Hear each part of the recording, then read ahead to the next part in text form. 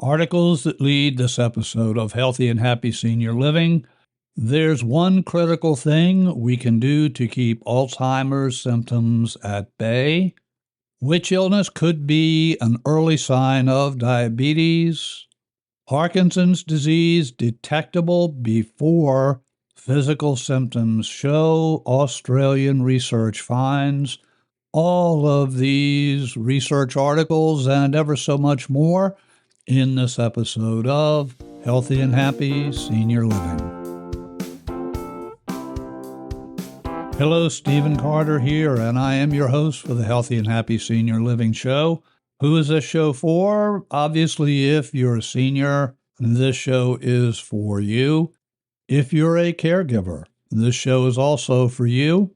A brief bit of information about me and why I do this show. For more than 4 decades, I have helped thousands of people move from stress to success through my company, Stress Solutions, LLC, and as a corporate and police trainer. I do this show because I personally am well into my senior years, and it is my belief that we all need to keep up with the latest research to help seniors live the best life we possibly can live. You'll find more information about my background, and you can listen to previous episodes of this show as well as other podcasts that are part of our Stress Relief Network. You'll find all that at stressreliefradio.com. From sciencealert.com, headline, there's one critical thing we can do to keep Alzheimer's symptoms at bay.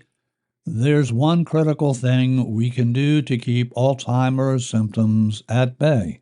Lead paragraphs, deep sleep could be key to forestalling slow declines in brain health that may one day lead to Alzheimer's disease, the most common form of dementia. Based on their investigation involving 62 older, cognitively healthy adults, researchers from the University of California at Berkeley, Stanford University, and UC Irvine found individuals with brain changes associated with Alzheimer's performed better on memory function tests as they got more deep sleep. This was irrespective of education and physical activities, 2 factors along with social connection known to contribute to cognitive resilience in older age.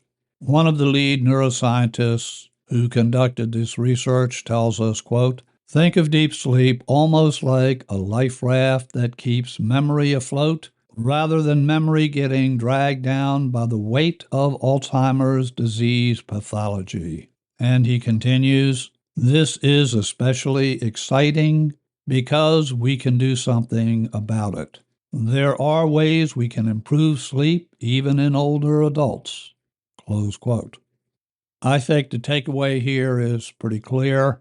Keep your mind active, keep your body active, of course, and you're going to want to get a good amount of sleep, preferably deep, relaxing sleep. While the amount of sleep that we need can vary from person to person, in my view, we should look for 7 to 9 hours of sleep. I think for most of us, about 8 hours is just about right, but of course, your mileage may vary. Speaking of my opinion, I do want to make it clear I am not a doctor. I do not play one on TV. All of the information that I share in this and other episodes is for informational purposes only. The idea here is to help share information that you may be able to apply in your own life. There is, however, a huge caveat here. I encourage you never make any change as far as medication is concerned, as far as activity is concerned, or anything related to your health without first consulting your medical doctor. All of the articles related to the research and other information that I share in this episode and indeed in all of the episodes. All of that information you'll find linked in the episode description, also known as show notes. Moving on to medical news today. If you're in the United States and you watch television, I have no doubt that you have seen ads promoting various drugs from major pharmaceuticals. One of the ads I see frequently is for Ozempic. In this medical news today headline, weight loss drugs like Ozempic may lead to stomach paralysis and pancreatitis. Weight loss drugs like Ozempic may lead to stomach paralysis and pancreatitis. Now, if I recall all of these ads correctly, Ozempic isn't specifically for weight loss. It is for some other condition, again, as I recall. But weight loss commentary is prominent in these ads that you see for Ozempic. And apparently people go to their doctor and say, hey, put me on Ozempic because I saw on TV I could lose some weight. Returning to the article, here are the key points. Number one, there has recently been a lot of attention around using GLP-1 agonists for weight loss. And obviously, I'm assuming Ozempic falls into that category. Key point two, past research shows that GLP-1 agonists have potential side effects, including stomach paralysis. Key point three, new research from the University of British Columbia provides more evidence linking the use of GLP-1 agonists with increased risk for stomach paralysis, pancreatitis, and bowel obstruction. The article goes on, over the last year, the news and social media have been saturated with headlines, advertisements, and other information about using medications like Ozempic and Wegovy, and that's Wegovy. I personally haven't seen anything for Wegovy, but I have seen a ton of ads for Ozempic. Over the last year, the news and social media have been saturated with headlines, advertisements, and other information about using medications like Ozempic and Wegovy for weight loss. Previous research has shown these medications, which are a class of drugs called GLP-1 agonists, to be effective in helping people lose weight. However, just like all medications, GLP-1 agonists also have potential side effects, such as nausea, vomiting, diarrhea, and headache. And because one of the things GLP-1 agonists do is slow the emptying of the stomach, past studies also link GLP-1 agonists to a possible risk of gastroparesis or stomach paralysis. And the article goes on with additional details. As a reminder, if you are on Ozempic or taking any drug for that matter, do not remove yourself from the drug without first consulting your medical doctor. From Medical News Today, which illness could be an early sign of diabetes? Key point one, type 2 diabetes commonly develops concurrently with other serious conditions, including cardiovascular and pulmonary disorders. Key point two, researchers in the United Kingdom surveyed the trajectory of such illnesses in people with and without type 2 diabetes for up to 50 years. Key point three, in years preceding a type 2 diabetes diagnosis, the individual who developed type 2 diabetes had a greater tendency to develop hypertension, kidney and respiratory problems, and infections. The article goes on with important information about diabetes, to include discovering the natural course of type 2 diabetes And the article identifies several common illnesses that may indicate diabetes. Inflammation may be a precursor to type 2 diabetes. Why people with diabetes may have other illnesses, and an array of other information. If diabetes is a concern, then do check this article out. Speaking of diabetes, again, this article from Medical News Today, low muscle mass may increase death risk among people with diabetes. Low muscle mass may increase death risk among people with diabetes. Key point 1, diabetes is a complex condition that can contribute to poor health outcomes. Key point 2, research is ongoing about the best ways to manage diabetes and what complications and comorbidities can occur among people with diabetes, such as cardiovascular disease. Point 3, one link researchers have been exploring is between diabetes and muscle mass. And key point 4, a recent study indicates that people with diabetes who also have low muscle mass are at an increased risk for all-cause and cardiovascular disease mortality. The article goes on to explore what's the link between diabetes and low muscle mass. How does diabetes, low muscle mass increase death risk? How to stop muscle loss in diabetes. That is a key thing.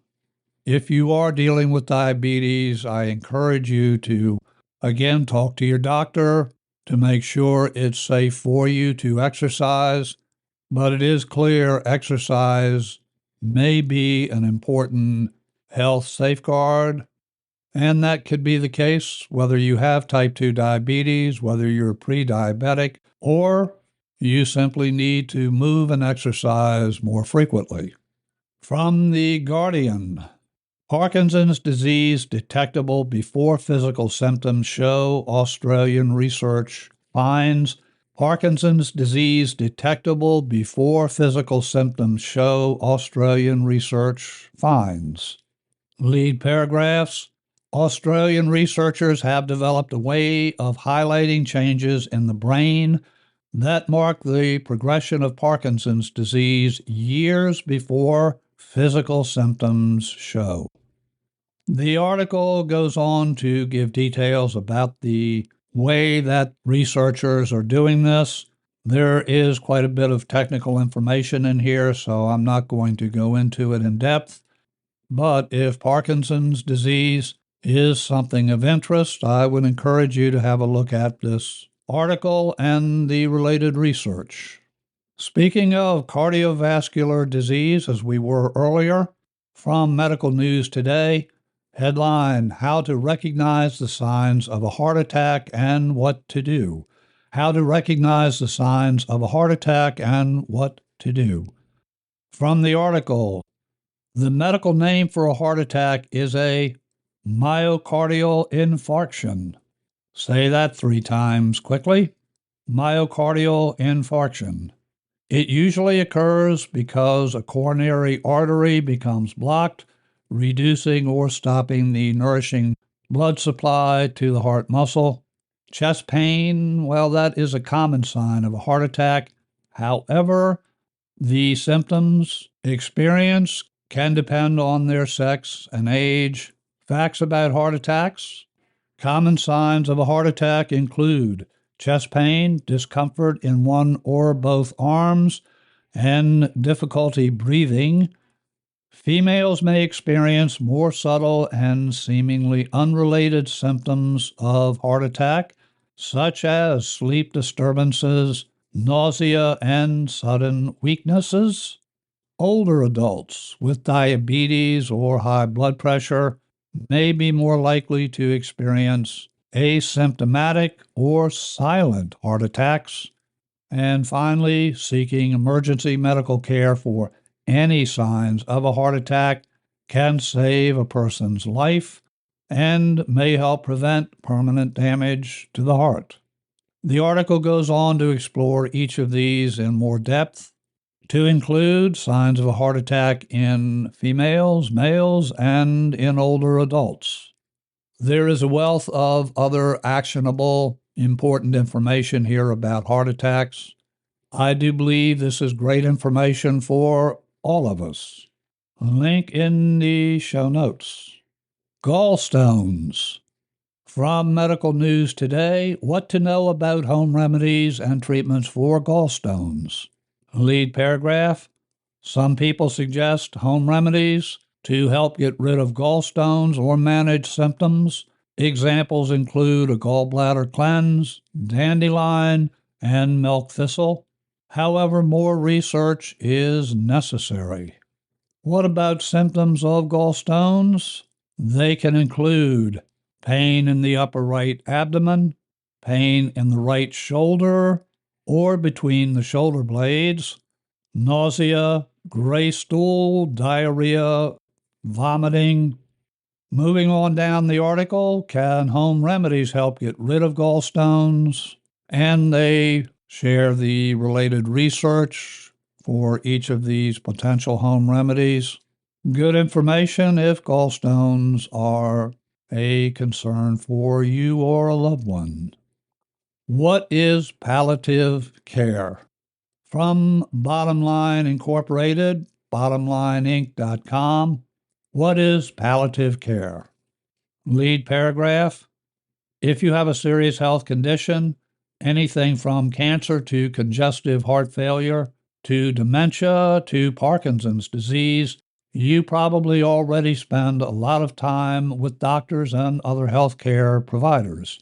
But you may not have a care team focused on what may matter most to you, living your best life while you manage that condition.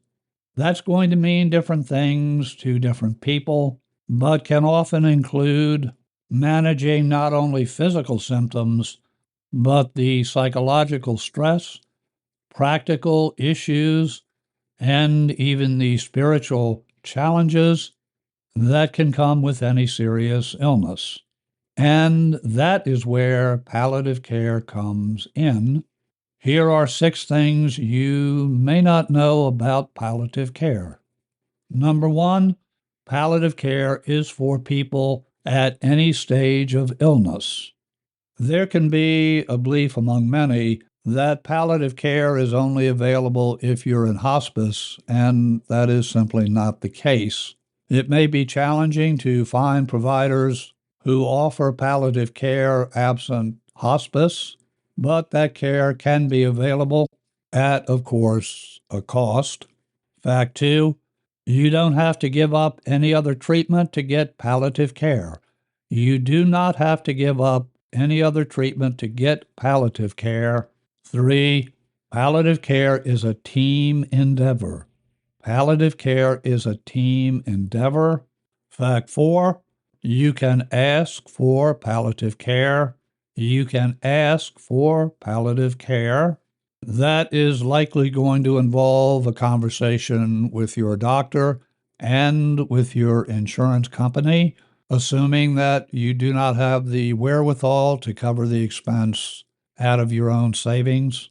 Fact 5, palliative care is widely but not universally available. Palliative care is widely but not universally available.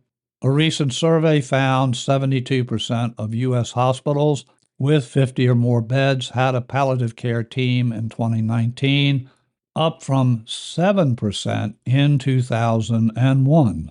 But the national picture hides huge geographic differences, with hospitals in the Southeast, for example, much less likely to offer palliative care than those in the Northeast. In general, big urban hospitals are most likely to offer palliative care, and small rural hospitals are least likely to do that. Meanwhile, a growing number of hospice agencies have developed separate palliative care programs to serve people with serious illness not getting hospice care. More than 2/3 of hospice providers who responded to one survey reported offering separate palliative care services. This is an important caveat or point here. If you're looking for palliative care, you may want to start by contacting hospice services in your area to learn if they have a separate palliative care unit. Fact number 6, insurance companies vary in what they pay for palliative care. Insurers vary in what they pay for palliative care. And this is a big block for some people. So it is important to have conversations, one, of course, with your doctor, and two, with your insurance company. From Medical News today, does everyone have cancer cells in their body? Does everyone have cancer cells in their body? The short answer, cancer cells do not exist in the body for everyone. The human body is constantly in a cycle where new cells grow, divide, and die in a controlled manner. This process is known as apoptosis. Apoptosis. Apoptosis. Usually cells with damaged DNA either fix the damages themselves or they die naturally. Cancer becomes a possibility when neither of these things occur. The article goes on to explore the function of cells in the body, normal cells versus cancer cells, benign versus malignant cells, how cells do turn malignant, some sound information on how to help prevent cancer. These include healthy lifestyle choices, screening and early detection, vaccination, sun protection, environmental awareness, as in minimizing exposure to environmental carcinogens, such as asbestos and radon. By minimizing exposure, you may be able to lower the risk of certain cancers. And finally, family history and genetic testing. Moving on to the guide from the National Institutes of Health, they have a division called National Center for Complementary and Integrative Health. National Center for Complementary and Integrative Health. This guide is titled Music and Health, What You Need to Know. Music and Health, What You Need to Know. The lead question here, can music be good for you? The short answer, yes. According to a growing body of research, listening to or making music affects the brain in ways that may help promote health and manage disease symptoms. Performing or listening to music activates a variety of structures in the brain that are involved in thinking, sensation, movement, and emotion. These brain effects may have physical and psychological benefits. For example, music causes the release of brain chemicals, also known as neurotransmitters and hormones, that can evoke emotional reactions, memories, and feelings, and promote social bonds. Music can even affect the structure of the brain. Certain structures in the brain have been found to be larger in musicians than non-musicians, with particularly noticeable changes in people who started their musical training at an early age. I will editorialize here is it's never too late to engage in learning a musical instrument. Music is magic in so many ways, health-wise, emotional, well-being-wise. It just is a wonderful activity to promote health and even happiness. The guide goes on to discuss what is musical or what is music therapy. Can music be harmful? Short answer, in general, research studies of music-based interventions do not show any negative effects. The caveat here, though, is don't listen to music at too high a volume. because that can contribute to noise-inducing hearing loss. Any musician who played rock and roll can attest to that. What does research show about music-based interventions for people with various health conditions? And they identify some of these specific conditions to include pain, anxiety, autism spectrum disorder, cancer, chronic obstruction pulmonary disease or COPD, cognitive impairment and dementia, depression, fibromyalgia, multiple sclerosis, Parkinson's disease, preterm infants, schizophrenia, sleep problems, stress, stroke, tinnitus.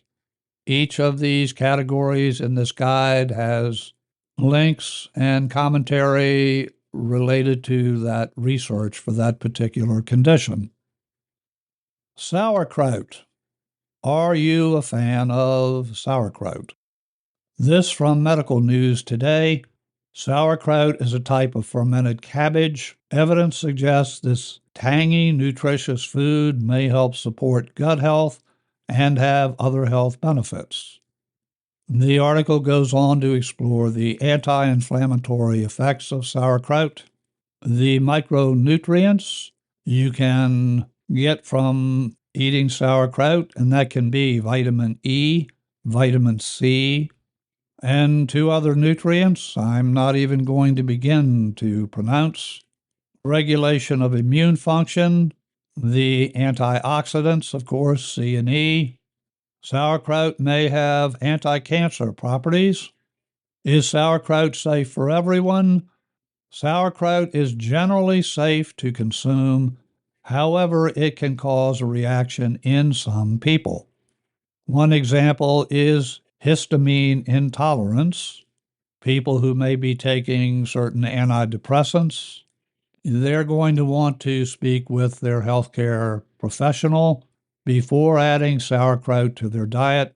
How to start eating sauerkraut, instructions for homemade sauerkraut, and other information. I don't know if this is considered a superfood, but it seems like it might well be a candidate for that label. Consumer Reports is one of my favorite resources for factual information. This is article number 1, Easy Ways to Declutter Your Home. Easy Ways to Declutter Your Home. Getting rid of unneeded items can make you safer and happier. How to begin. Lots of good information here. Key areas discussed, how clutter can harm you. Start slow and easy. Slow and easy. Get rid of trash first, and it explores how to do that. Then pick other easy items. 3, ask for a hand. Get some help. That could be from a friend or family member. Here is something important, I believe, and I haven't seen in other articles of this kind. Don't touch. Don't touch. Picking up each item you're considering disposing of may trigger memories that derail the process. Have a friend or relative hold each object and show it to you so you can make decisions. When you do that, it can make decision-making much easier. Start small and, just like exercise, begin with tiny steps. And as your muscle strength and your abilities to make decisions about decluttering increase, you can take bigger, even more productive steps. Bigger steps can include look for a new home for your things. I know I'm personally going through this process myself, and I have managed to find new homes for things that I've been holding on to for years. Most of those items are going to family members. Items family members don't want has gone to Goodwill. One little caveat on Goodwill that I found, they don't take everything you might think they take. For example, they don't take toys, they don't take rugs, and they're not a fan of you driving up with a carload of boxes, bags, and so forth. So you might want to break those donations down into smaller amounts, and I think you'll be more likely to get them past the gatekeepers at the back of the Goodwill stores. Other steps you can take: consider hiring a pro, tweak cluttering habits, and there's a rich array of other good information about decluttering. Remember, decluttering can make us feel good, and the open space in your home, open space does help us feel better. You don't have to do all of it at once, a little bit at a time, and before you know it, why, you've done a great job at decluttering your environment. Article 2 from Consumer Reports: How to avoid a stooped posture as you age. How to avoid a stooped posture as you age. Medical problems and computer use can cause us to hunch over. These strategies can help. Has standing up straight become more of a challenge? A hunched over, forward-leaning posture called hyperkyphosis, I think that's the pronunciation, is more common with age. About 20 to 40% of people older than age 60 and 55% of people over 70 are unable to straighten up. This condition often causes neck and back pain, headaches. It can lead to breathing and digestive issues. And when your head and shoulders round forward, your body center of gravity shifts, and that can increase the risk of a fall. Other information related to the health effects, and then it gets down to getting yourself straighter. Suggestions they offer: take breaks. If you're spending time in a forward or rounded position, get up for a minute or two every 30 to 60 minutes. Do some shoulder circles, shoulder squeezes, or chin tucks, pulling your chin toward your spine. Use devices the right way. Use devices the right way. Looking down at screens puts an increased load on the neck, and that stresses muscles and ligaments of the neck. Next, practice straighter posture. Practice straighter posture. One option: stand with your head, shoulders, upper back, buttocks, and heels, if you can, against a wall, and imagine a cord attached to the top of your head and gently pulling you upward. Hold for 30 seconds, relax, and repeat 3 times daily. They also offer a variation of this when you can lie on the floor. Build a stronger back and abs. Aim to do 2 or 3 strength workouts a week. Next, take care of your bones. Vertebral fractures from osteoporosis cause the vertebrae to collapse, pitching your posture forward. Weight-bearing exercises like walking and lifting weights, and adequate amounts of bone-building nutrients like calcium, vitamin D, and magnesium can help reinforce bones.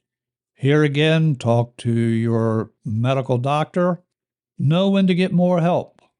You may want to go to a physical therapist if you're not seeing improvements after practicing the techniques we discussed for 6 to 8 weeks. A physical therapist can provide specific exercises for your degree of curvature and do manual therapies for tight joints and muscles.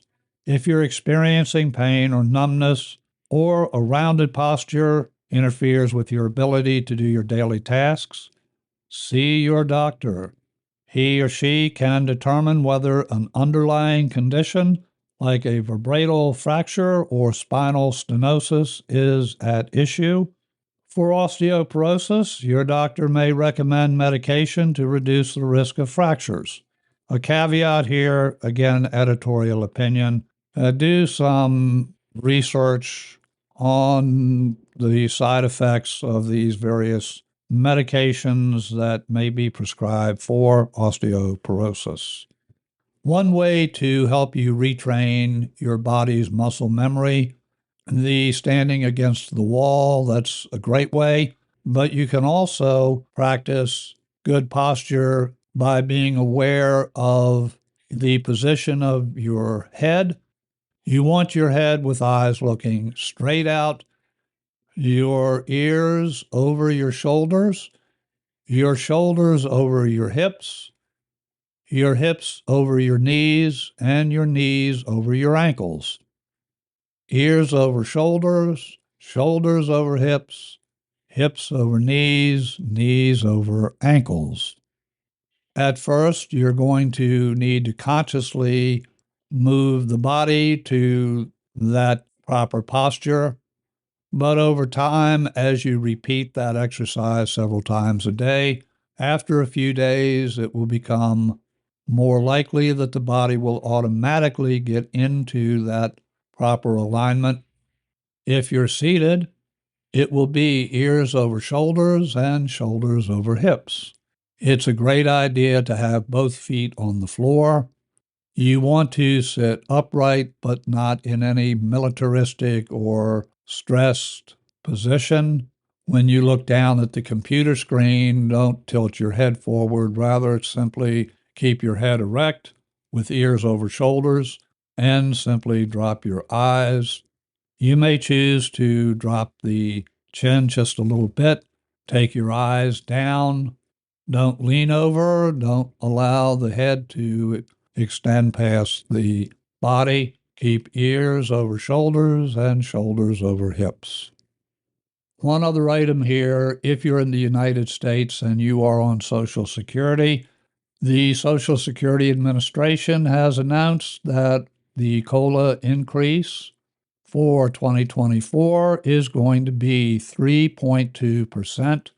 That means you should see a 3.2% increase effective your first payment in January. Well, it would be your only payment in January, wouldn't it? While that's good news, of course, it's not near what last year's COLA adjustment was.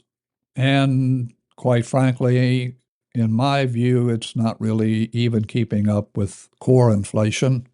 And that total 3.2% is not going to be disposable because Medicare, I believe that will increase, as I recall.